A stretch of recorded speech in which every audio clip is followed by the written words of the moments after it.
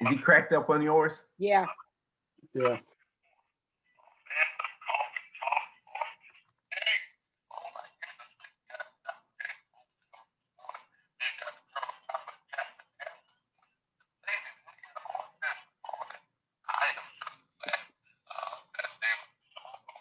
Yeah, he's breaking up badly. Yeah.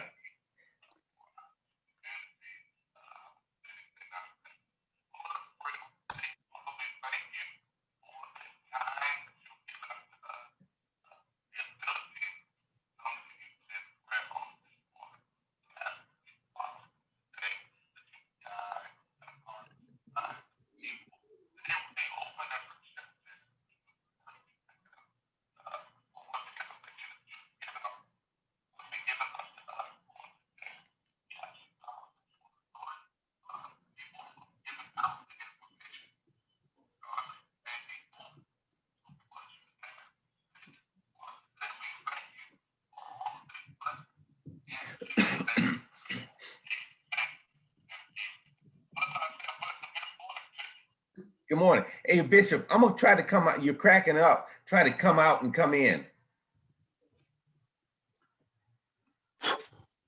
You hear us?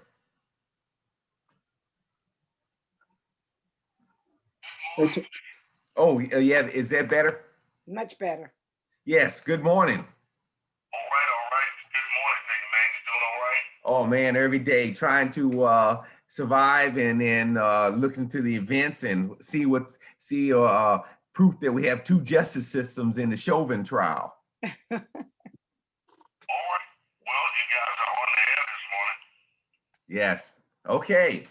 Yes. All right. Thank you, Bishop. We appreciate that.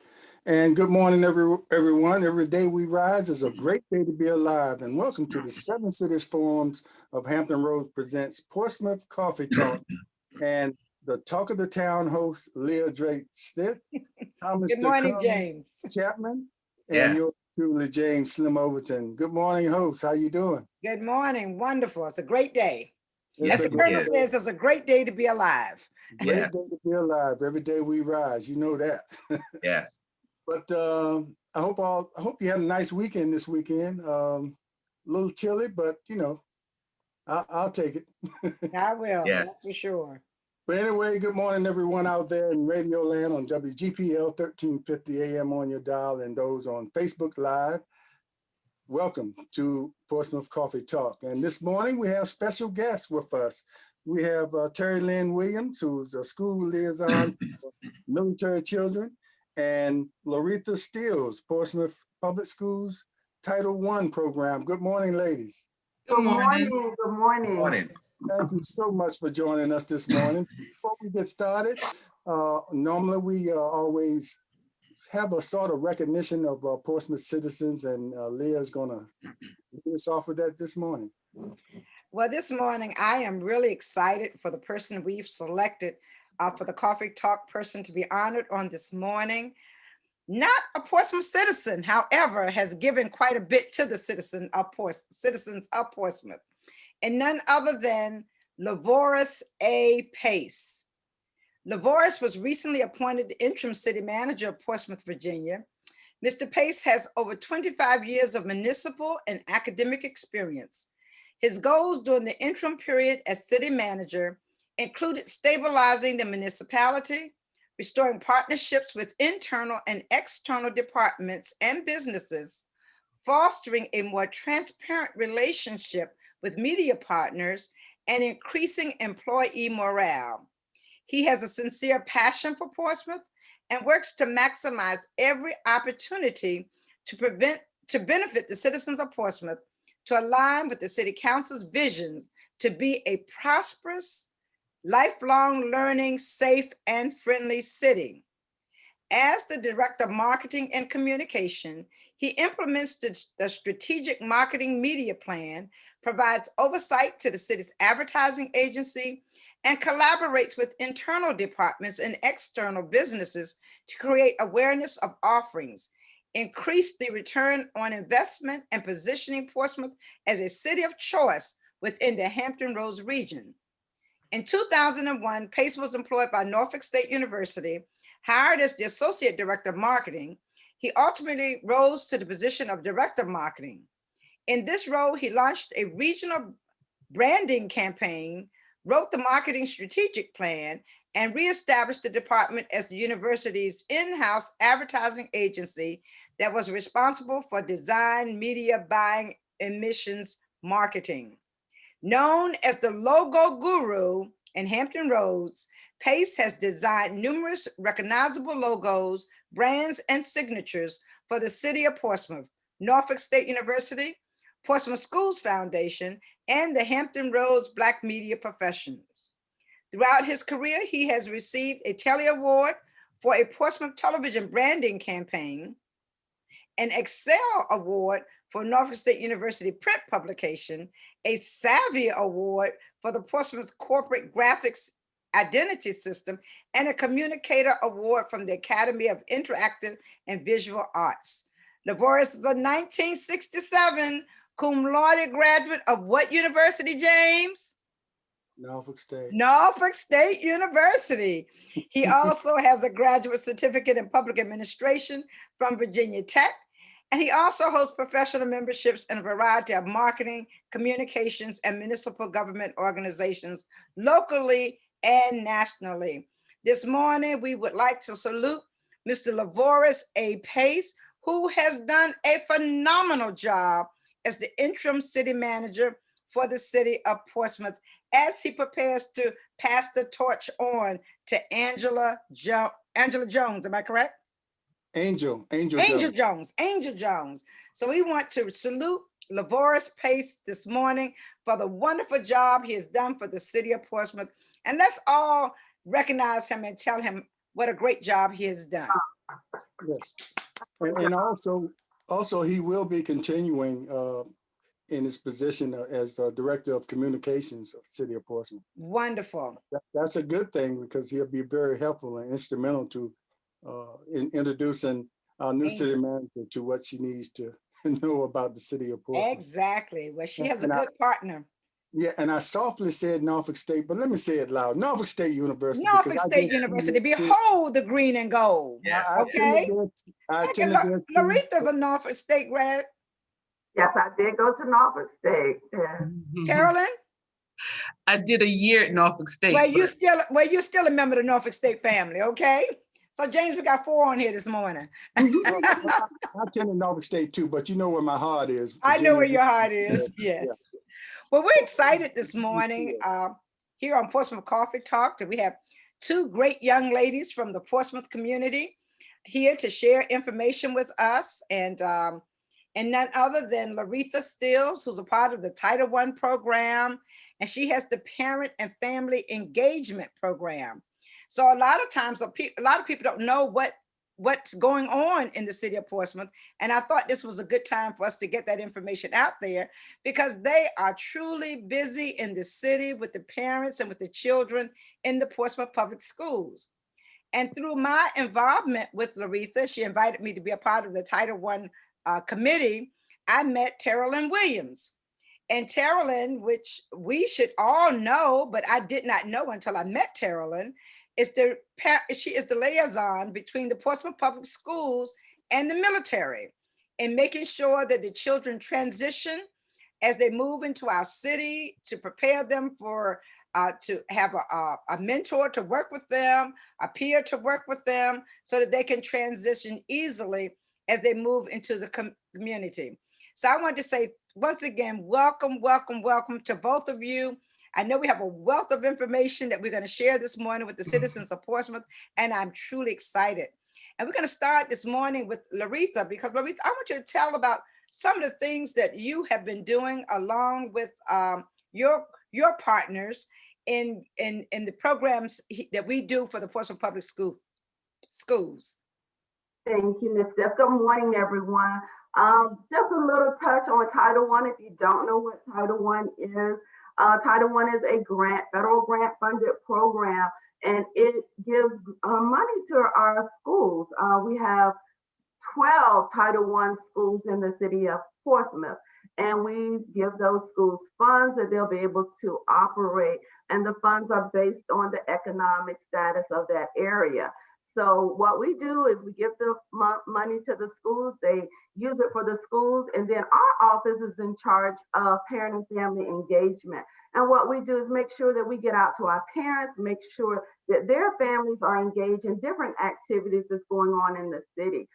This month is month of the military child, so we are honoring our military families, and we're having a family drive-through event where we're going to host all these different stations that parents can come through with their children and receive a lot of information. And we partner with a lot of our community partners, and this is sponsored by Anthem Healthkeepers Insurance.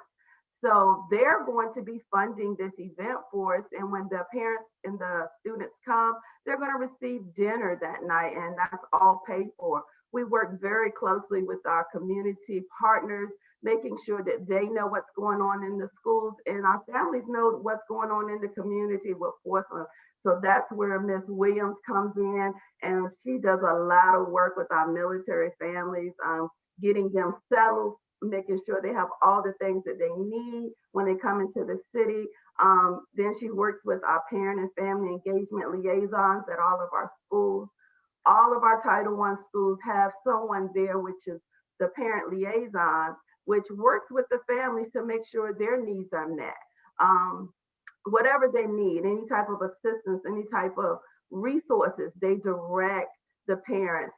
They also do workshops and all kind of events with the kids. So Title I got a lot going on. Miss Steph, we work very closely with her, with the DARE department, and she's at just about all of our events. She serves on our steering committee to make sure that we're out doing what the public needs to support them. Thank you, Larissa. You're And welcome. And now for Miss Terrellyn. I met her at Victory Elementary School during the month of the military child, and she has on her purple to represent her organization and what they're doing for the military children. And Terrellyn, share with us, because we know it has to be hard for a child who has to relocate, sometimes every 2 years, sometimes 5 years. But once you get established into a school system, and then you have to leave because your parents are moving to another area. So share with us what you do to help those children to come into the system and feel a part of the community. Well, first of all, good morning, and thank you so much for inviting me this morning. And yes, April is a very significant month for military families, as it is the month of the military child. But to answer your question, you know, military children, statistics show that they do move every 3 to 5 years. And sometimes that transition is difficult for families because they have this unique lifestyle. They have to deal with the PCS, sometimes parents deploying. And so for us, we want to make sure that that transition is as smooth, and we try to minimize as many of those transitions as possible. And so our role here is to, we were put in place to make sure when those families come to the area that we make sure they have all the resources in place so that they can step into the school and make that transition as seamless as possible for them. And sometimes they really do struggle. There are lots of resources that we have put in place into the schools based off of these transitions that these students go through. We have military family life counselors that we put in our schools right now. And these are licensed professionals that also help them with social emotional support. There are transition centers that we put into the schools that provide resources for them through information from Fleet and Family Support, Military One Source. There are a whole host of resources that are out there. And I'm just so glad that I'm able to connect to the schools to bring these resources. One important thing is, although we bring these resources to the schools for military students, the resources are helpful to all students. And so that's one of the great things about it. And so for my role, being a former Portsmouth citizen, it's extremely important that the area knows their military population. We partnered together to bring the shipyard employees into the schools and bring those students into the shipyard as well. And the shipyard's involvement in the school system has truly been instrumental because many of them come in to mentor as well as to help with the tutoring of students in certain arenas within the schools. So I know I'm always happy to see they come in and read when they have the reading programs going on. So the military involvement is really important in the Portsmouth Public Schools. Now, Colonel, you being a military person, I know you have some questions, but Well, you know what? Yes, I do. Yes, I do. I know you saw that I was burning up. I saw you were burning. I could feel it. I could feel it. Listen, as what my man say on the evening in my shanana, I could feel it. Yes. But I guess this would be targeted to both of them, but especially Miss Williams. Have been in have my kids growing up as military kids, and myself growing up as a military dependent. I would tell you my own opinion is that the military kids, even though you have to move every 3 to 5 years, and at the end of my career for the last 10 years, I was moving every 18 months myself. I think that makes you a more well-rounded kid because you're exposed to different sections of society.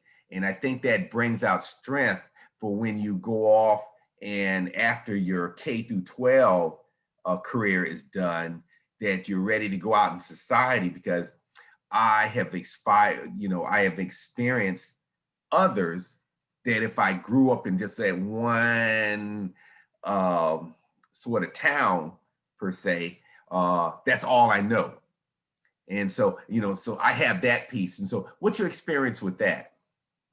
Well, Colonel Chapman, thank you so much for that question. And it's a great question. Being a military spouse, I can definitely attest to that. The only regret that I had is that we did not travel abroad, but those children who do travel abroad, they bring a very important piece to every school that they touch. You're right, they're very rounded. The biggest word that we use for military children are they're resilient. Because of all of those challenges that they have, they're able to bounce back.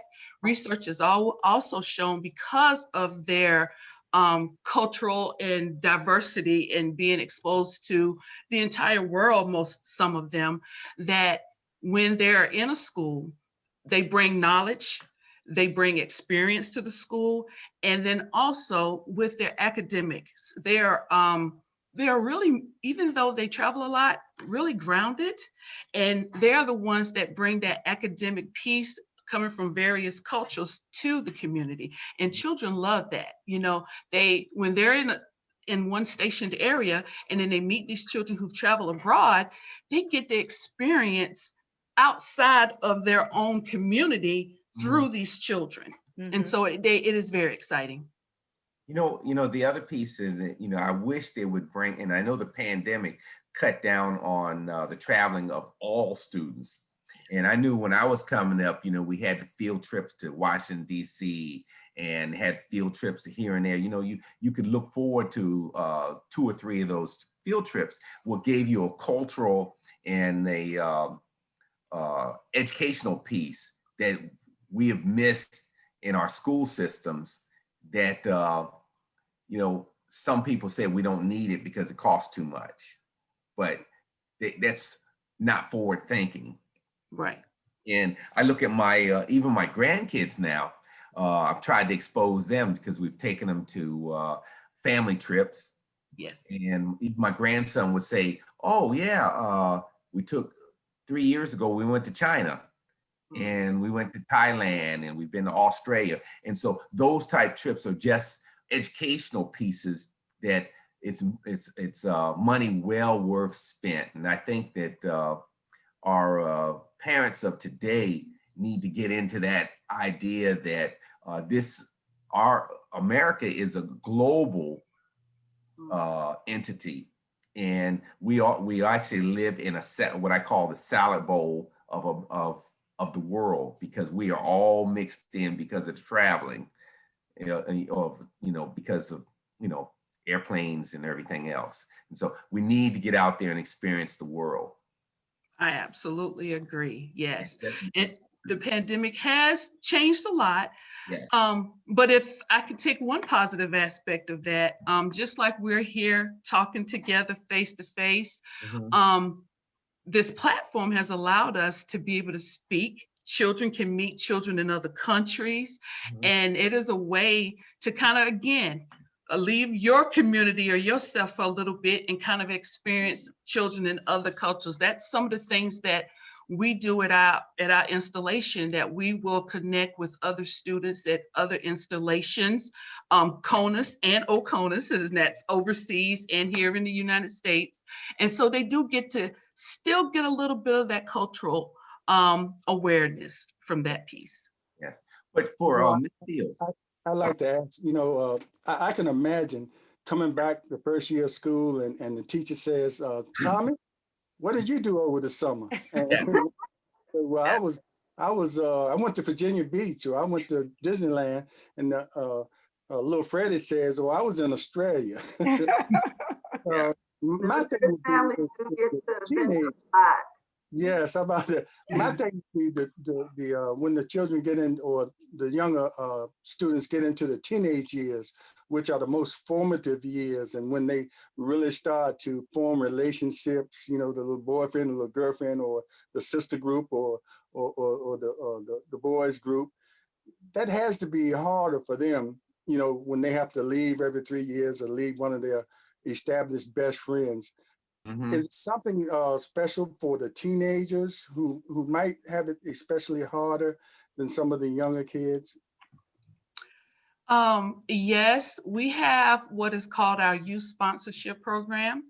And so when those older children, and it's just like active duty members, when they move to a new location, they get a sponsor. And this sponsor is supposed to kind of take them by the hand, show them the installation, show them the community, and get them acclimated. We do that same process at our installations, and we also filter that into our public schools. And so what we do with those high school students, we have a team program, but with that youth sponsorship program, if a student is getting ready to transition and they want to connect with another peer in the place that they're going, we reach out to that installation and we will let them know that we have a team that's coming and we would like to connect. And we, based off of what they put down on a little survey, we connect them, and then they get to talk and chat prior to the move to kind of help them with that transition. So a lot of times when students come in, they already have a connection at the school that they may be attending, the community that they're living in.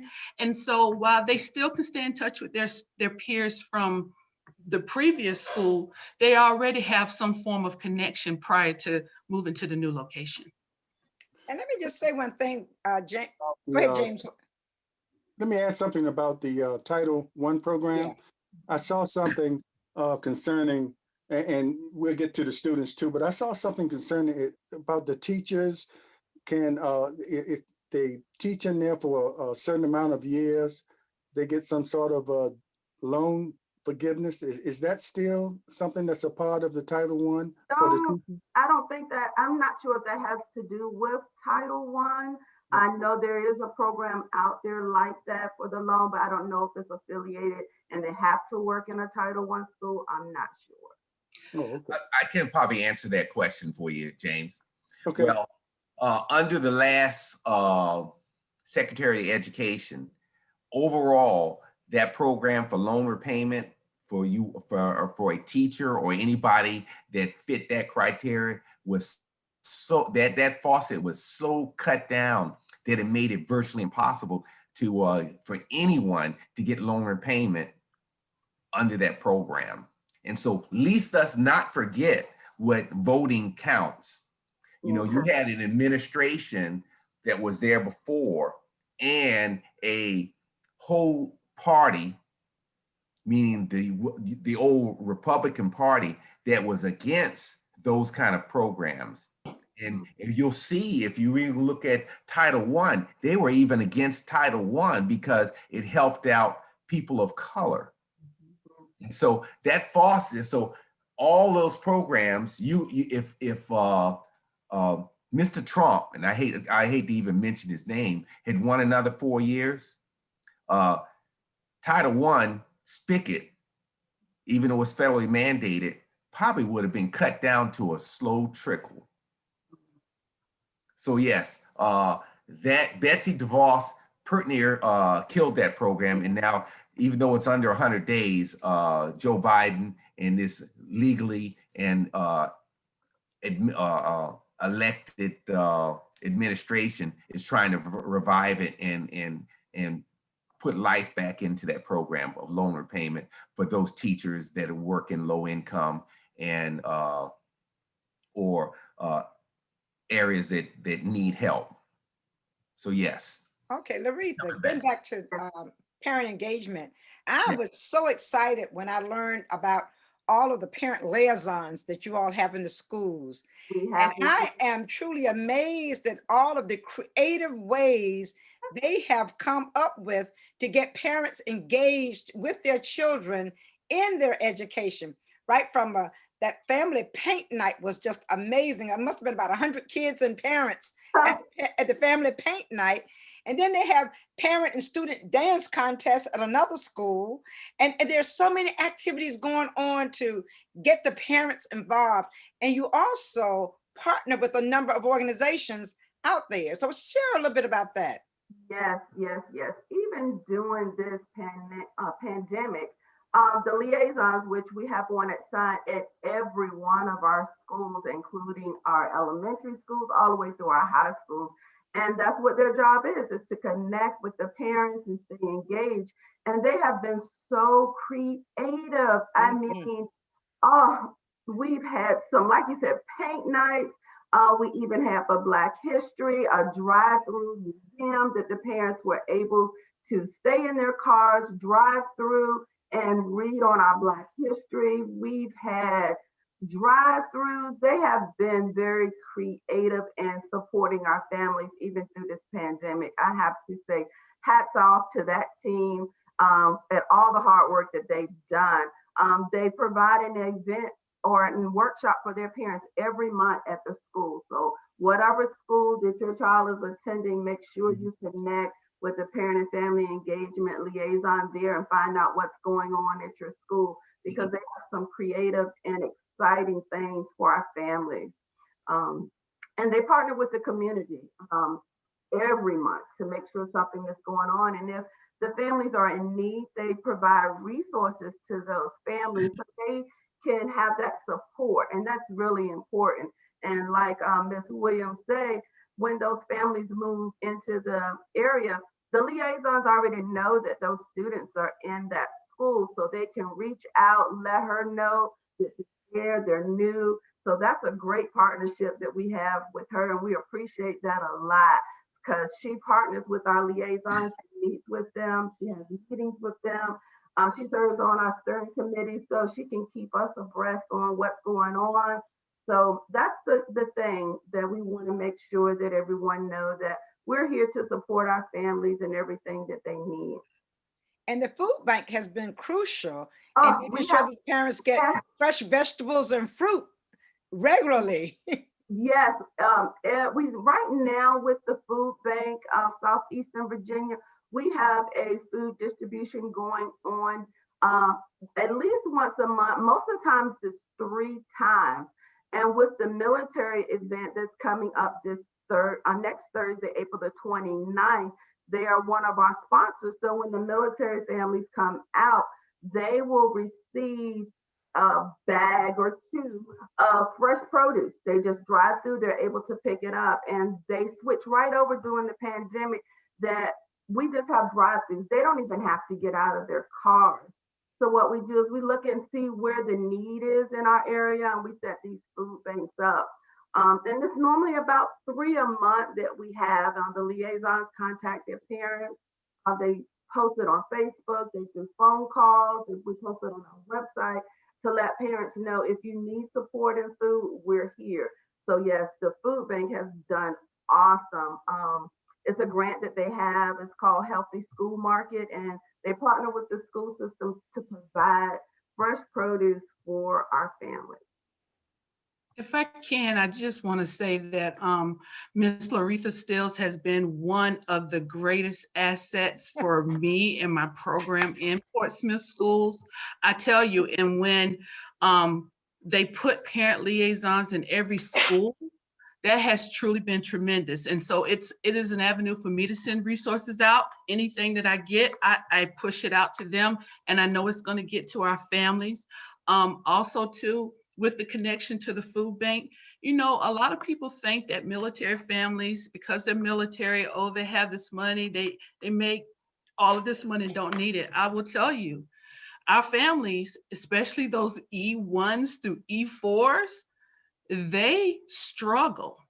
And so they are so appreciative of the food bank and the resources that they're able to get out in the community. We had November is month of the military family, and I did a couple of events with a couple of schools in the area, and those families were so excited. I get emails back. Thank you so much, Miss Williams. They're their own little subculture.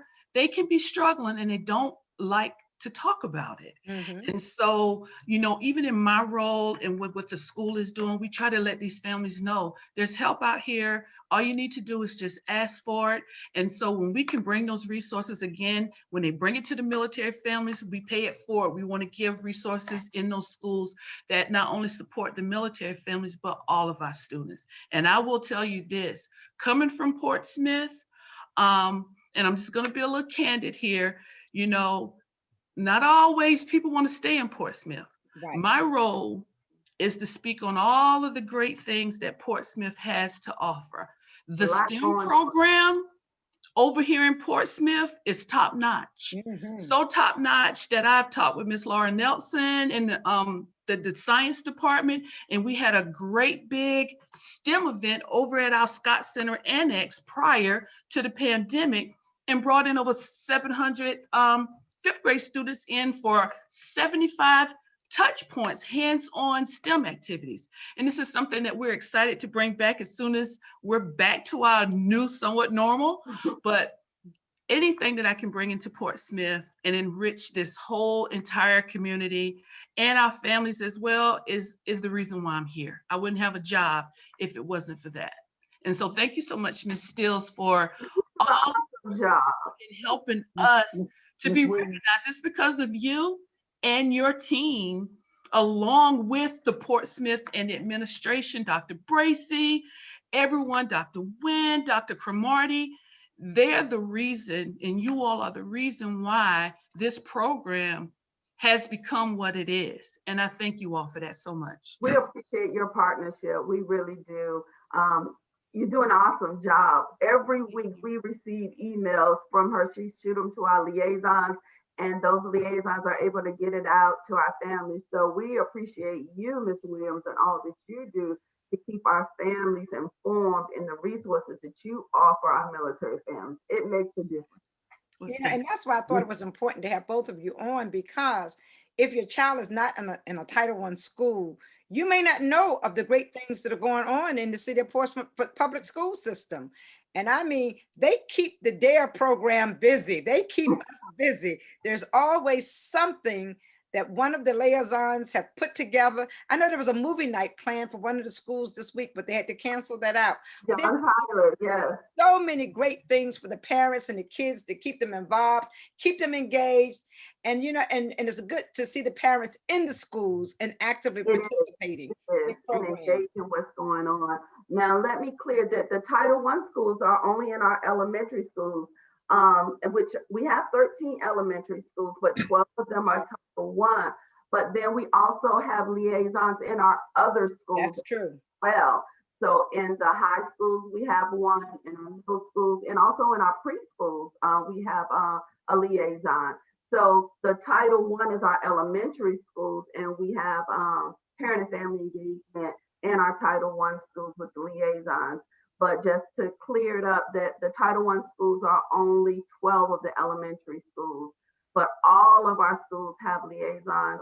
Dr. Bracy thought that was important, and that was one of his goals, and it has made a difference. Oh, That it has. parents have someone that they can go to one-on-one. A lot of times things are going on, they may be displaced or something's going on, and they just need a little extra support. So that's what the liaisons are there to do, is to offer those resources and support, and to let the parents know what's going on in the community and what they can be involved in. So we are really excited about this. Like I said, the pandemic did not slow them down at all. We just flipped over. We were introduced them to some Zoom. I think every parent knows what Zoom is, right? Can log on. So, and we have done drive-bys, and it was funny because we were slow for about a month, and they were just sending emails. What can we do? What can we do? So they were eager and ready to switch over and move forward. So we're really excited about our parent and family engagement with Portsmouth Public Schools, and just getting out there and supporting our families. Mhm. Okay, let me add to this Mutual Admiration Society we have here this morning. One of our watchers, Renee Powell, says Miss Steels does an awesome job and is a true asset to our program. Yes, she is. Yes, And, she is. and I also want to say that's the reason for Portsmouth Coffee Talk, to make sure that programs like this are recognized and gets out to the public and get that support that's needed. And we're getting close to the hour where we have to close out the radio, but I'm going to turn to the Colonel. I believe, Colonel, you might want to do your little spiel. Oh yeah, it's time for this commercial break, as we say with any station. But if you like what you're listening to or seeing, we at Portsmouth Coffee Talk LLC are looking for sponsors or donations. And if you can, send us a little something to P.O. Box 7664, Portsmouth, Virginia 23707. And if you'd like to send us a email, and we also have an email address where you can send us a little thing and give us some ideas. It's at portsmouthcoffeetalk@yahoo.com. And then I'll also add one other thing. Throughout my military career, and I'm a retired critical care nurse, and we always talk about conserving the fighting force. And I always talk to commanders and those in leadership, and they always come back and says, all we care about is readiness. But I always follow up when we talk about readiness. Readiness starts with the family.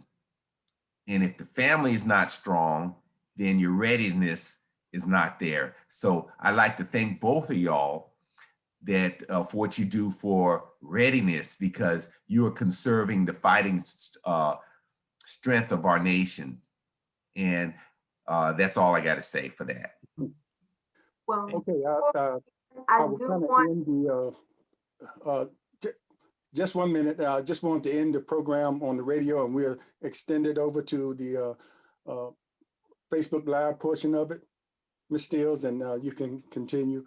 But thanks everyone for listening on WGPL 1350 AM, and remember to join us next week as at 6:30 AM on your radio dial as we continue with Portsmouth Coffee Talk. And okay, we'll continue on Facebook Live, and the bishop probably will come in and disconnect the radio when he comes in. But Ms. Steels, you were saying? Yes, I wanted to invite our military families out. We are recognizing Month of the Military Child in Portsmouth Public Schools at our Title I department. Next Thursday, April the 29th at Emily Spong Center, 2200 Piedmont Avenue. We'll have a military drive-through for our families, and they're able to come out and receive dinner, fresh produce, and a lot of vendors will be there to support them. We're asking our parents to RSVP for us so we can prepare for your families to make sure we have dinner for you. You're going to RSVP at pps.parentengagement@portk12.com. So if you can, parents, and we would love to have you. You've done hard work with your military and supporting us. we want to support you. We want to honor you and your family. So if you can come out and receive those dinner and fresh produce and all those resources that we have for you, we would love for you to come out and let us honor you for a change. Miss Curlin will be there with great resources. Miss Stiff will be there with the DARE department. We also have the fire department there. So we're really looking forward to our families coming out next Thursday, April the 29th from 5 o'clock to 6:30 p.m. So come on out, families, and enjoy yourself. Also, I want to thank my supervisor, Renee Held. That was her response, that coordinator for Title I. And all of this is made possible because all of the hard work that she do, writing those grants and making sure that we have support for the Title I program. So we thank you and thank her for being up this early and watching. And listen, my little friend Alicia Louise in England, she said hello. So she's watching as well. So we got England, we have England, Australia, and Philadelphia watching. So We are abroad. yes, Yes, we are. It must be that military piece that brought them all on, you know? I wanted to ask Miss Williams, with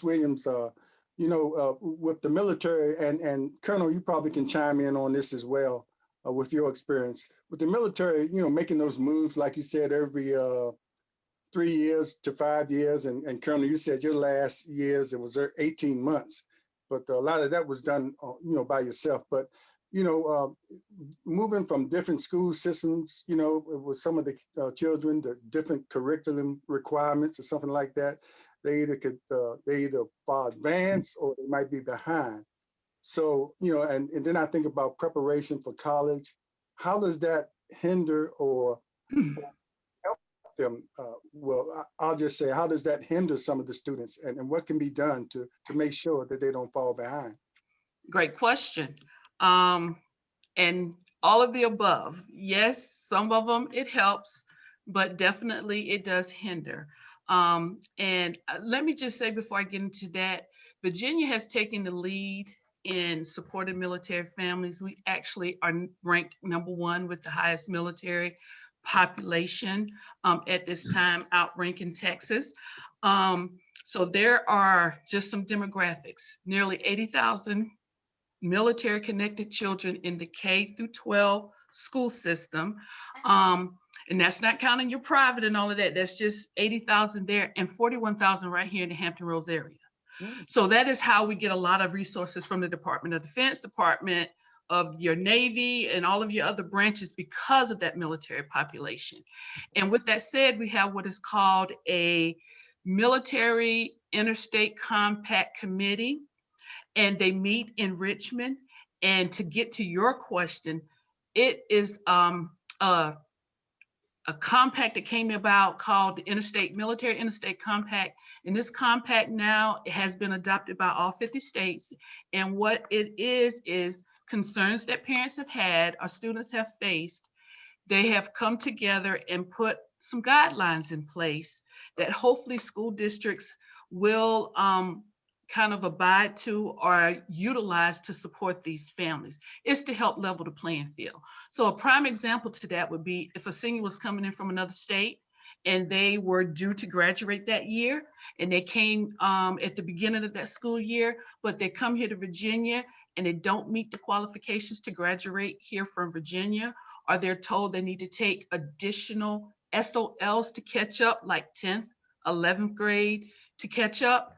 This compact was put in place to tell seniors, you can come here from another state and continue to take the courses to meet the requirements in that previous state, while you'll march across our stage in Virginia, but you will receive a high school diploma from that state. And that is to minimize children from having to have an additional year or summer school that they didn't expect when they made the decision to move. Exactly. There were times that students would have to stay back with friends, and their family would move on so that they can finish the school year or graduate on time.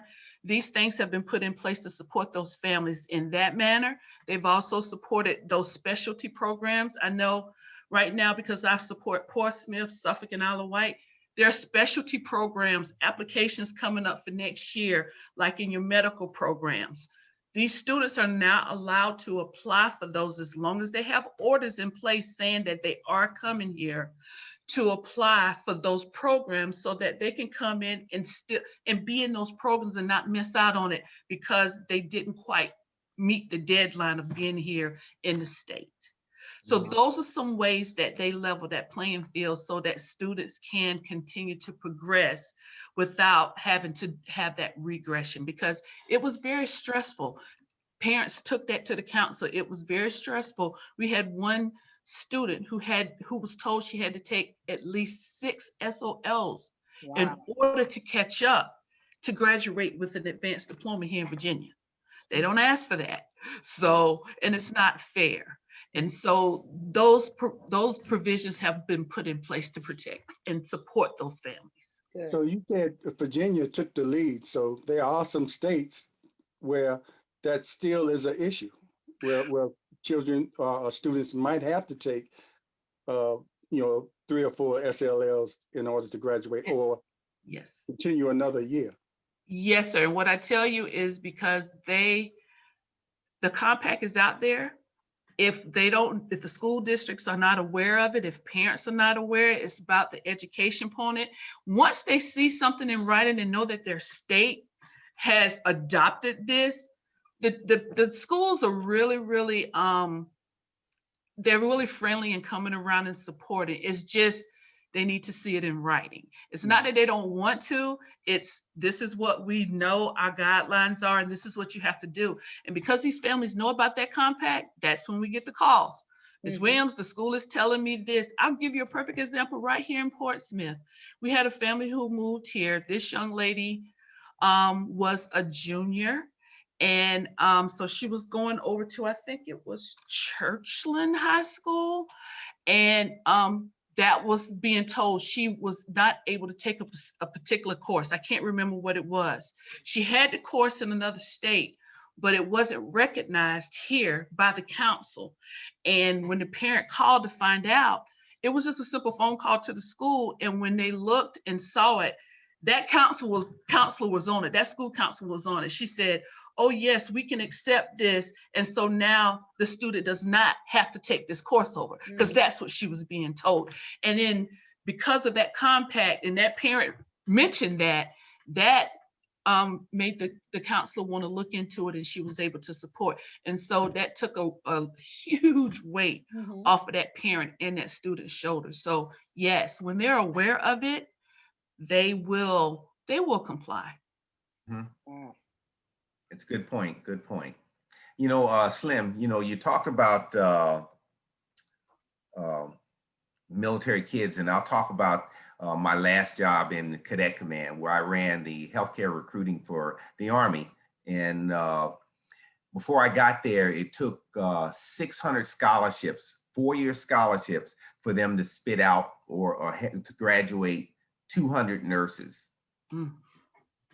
So 600 in the beginning, 200 in the graduate, and that's an expensive endeavor. And so when we peeled back the onion, we found out those kids that had military backgrounds, that their parents were in the military, had done time in the military, they had a higher propensity to finish their undergraduate programs amongst all of that cohort. And last amongst those were the homeschooled that had no military experience. Those were almost, I hate to say, good money thrown after bad. They hardly ever finish because they weren't ready for society. So it goes back to that exposure, and even those stressors that the two of y'all talked about, or all of us have talked about.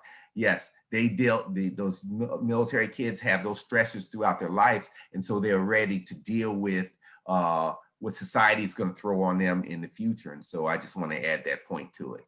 Thank you, Colonel. So once again, why don't you tell the parents how to get in touch with you all, how to respond if they want to participate in the program on the 29th, the drive-through on the 29th? Yes, all those parents that would like to participate, please send me an email to register at pps.parentengagement@portsk12.com.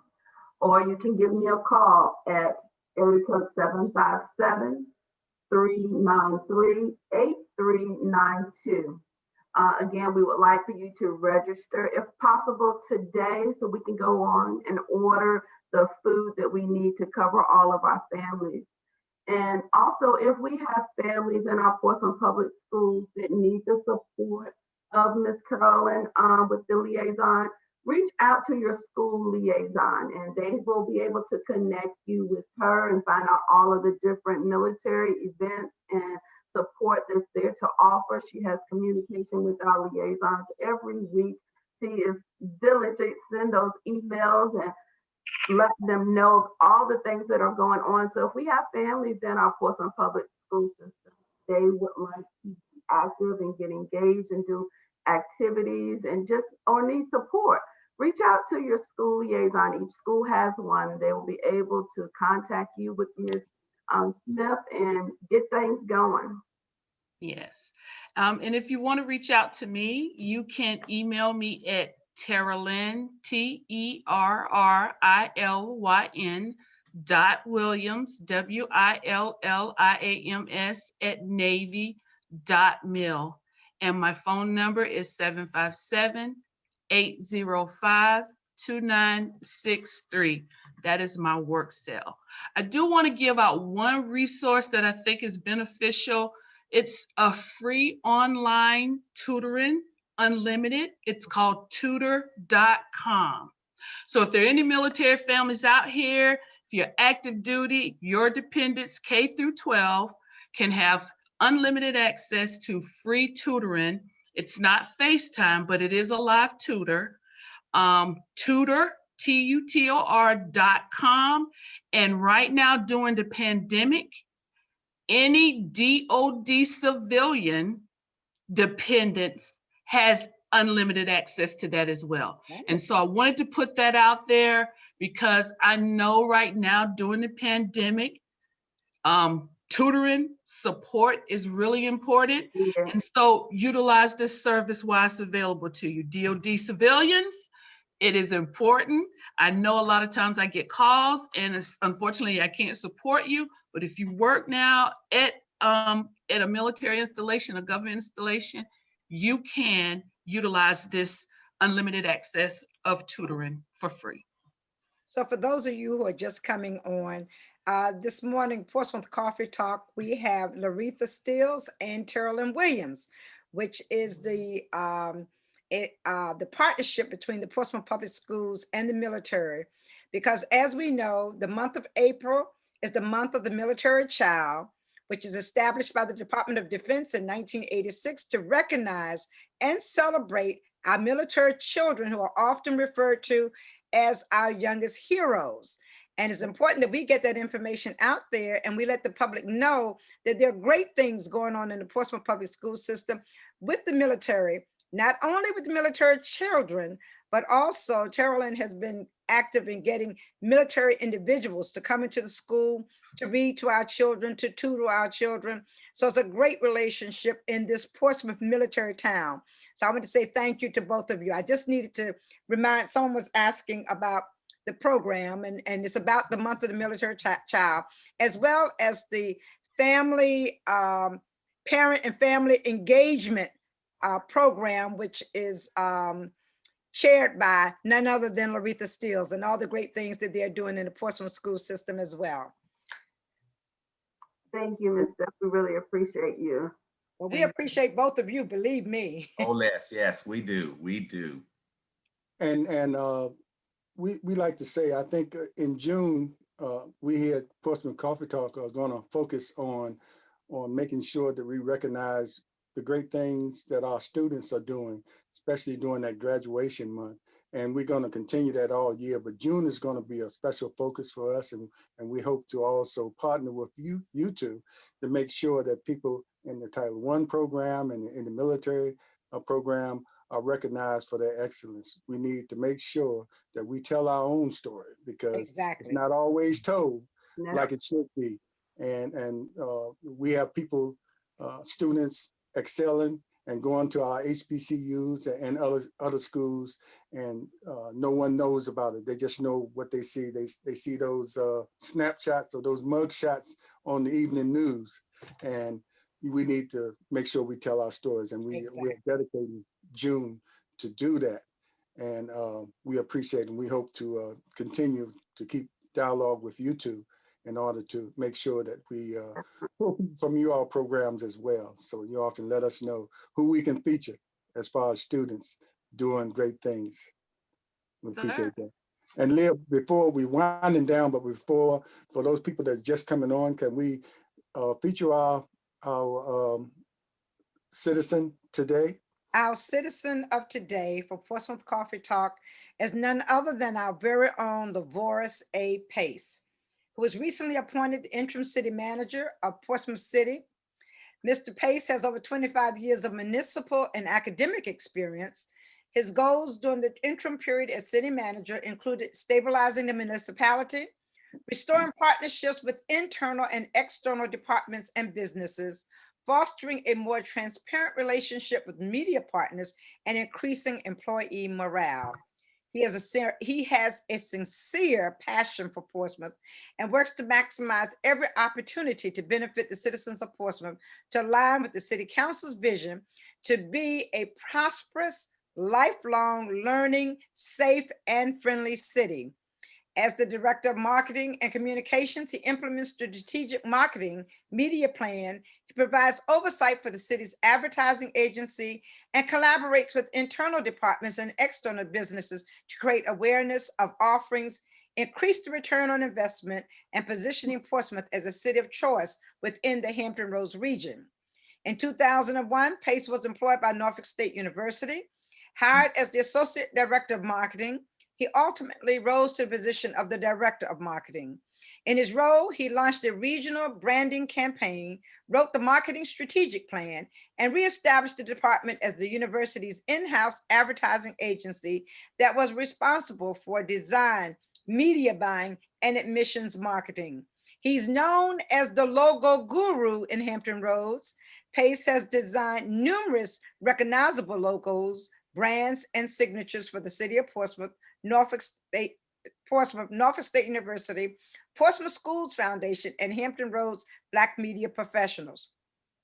Throughout his career, he has received a Telly Award for a Portsmouth television branding campaign, an Excel Award for Norfolk State University print publication, a Savvy Award for Portsmouth Corporate Graphics Identity System, and a Communicator Award from the Academy of Interactive and Visual Arts.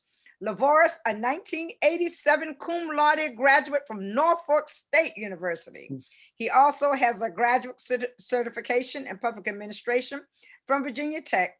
He also holds professional memberships in a variety of marketing, communications, and municipal government organizations locally and nationally. So let each of us please let Lavoris know how much we have appreciated all the great works that he has done and continues to do for the city of Portsmouth. So this morning, Portsmouth Coffee Talk is happy to salute Lavoris A. Pace. All right.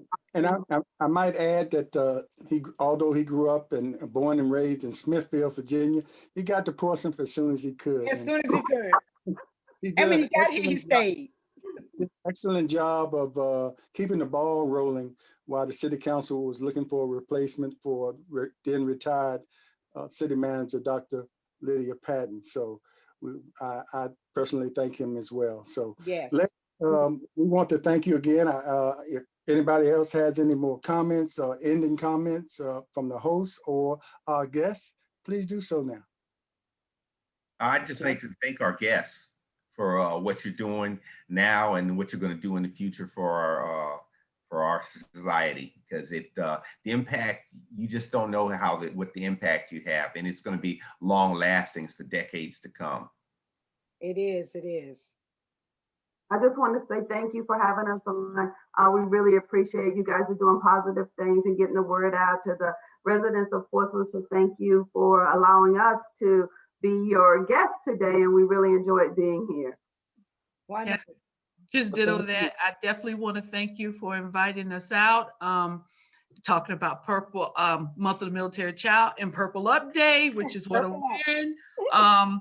And excited to just salute our military children as they are our youngest heroes. Thank you again so much for Thank you. inviting. And please remember, April the 29th is the drive-through that will take place at Emily Spong Elementary School. Is that at 5 o'clock, Larissa? Yes, from 5 to 6:30. 5 to 6:30. Can RSVP, So PPS. RSVP, so you can come out, you can get your meal, you can get some good information on what's going on in City of Portsmouth and Portsmouth Public Schools. And I'd like to thank both of you.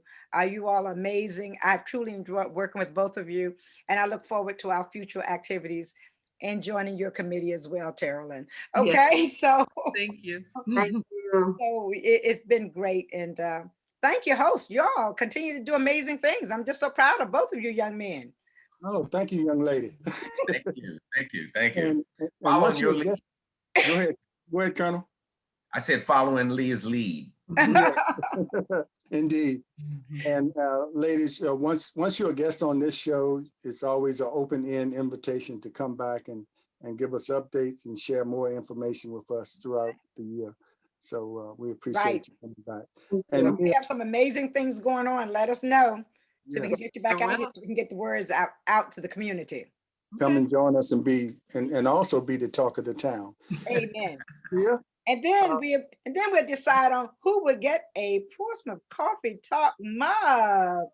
Oh, You see, we have our mugs, we have our shirts, and we have our hats Wow. and our mask. I love the mask as well. So we branded ourselves, okay? We learned from Lavoris that you have to brand yourself. So, Yeah, you have to brand yourself and sell yourself. so we're going to come up with a plan as to how we're going to give out these mugs. We've had one mug that was given out already, and that was to Miss Patsy Cavaness Hines, who does not miss a show. And so we're just thankful for Patsy, and we will soon have a plan as to how we're going to give out some of these mugs so that you all can join us and take a picture of yourself with your mugs and hashtag Portsmouth Coffee Talk. Okay? awesome.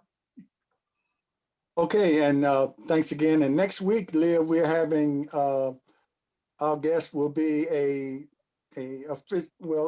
someone from the Portsmouth Fire From the Department. Portsmouth Fire Department. She's the first Black captain with the Portsmouth Fire Department, Sharice Grandison. Orton. Okay. And she will be with us. And there's some great things now going on with the fire department as well. And we look forward to having her here. We recently partnered with them as they celebrated the 911 dispatchers. So there's some great things going on. And we need to hear about what's going on there. We'll have Sharice on with us on next week to talk about the Portsmouth Fire Department. And after that, we would have had the fire department, the sheriff's office, and we haven't had the police department on yet. We need to get them on as well. We're working So, on them. Yes. We're working on that. So As soon as they get a looking forward to getting the chance. information out to the community. I look forward to that next week because they are definitely servants to our community. Exactly. Yeah, she's coming out to our event next Thursday. They'll have a station out. So she contacted me. She's hit the ground running. So we're really excited about it. That's Oh, good. good. That's good. Be there. Okay, that's it. Thanks, Okay. everybody. And thanks, Ow. everyone, for watching. Have a And wonderful day. All right. All right. Tell me, James, our what? our voice, Our community? In our future. that's the Coffee Portsmouth Talk Coffee motto. Talk. Thank you for Thanks, coming out. everybody, for watching. Take care. Thank you. Have a Thank you so great very week. much. Okay, bye-bye. Bye-bye. Bye-bye.